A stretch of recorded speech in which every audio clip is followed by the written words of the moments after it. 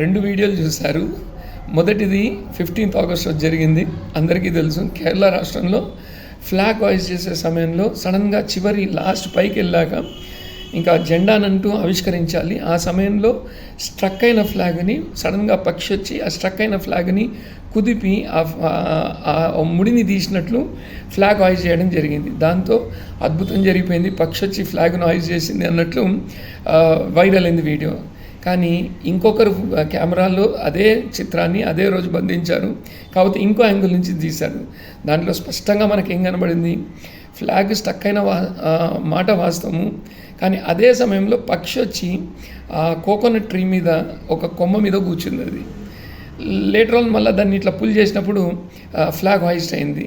అంటే మనకు కెమెరా ఒక యాంగిల్లోనేమో అది కొమ్మ మీద కూర్చున్నట్టు కనబడింది పక్షి, ఇంకో యాంగిల్లో చూస్తే పక్షే వచ్చి ఆ ముడిని తీసినట్లుంది. కానీ కేవలము ఒక యాంగిల్లో చూసి మాత్రమే జనాలు ఎన్నెన్ని ఆ వీడియోని వైరల్ చేసేటారు.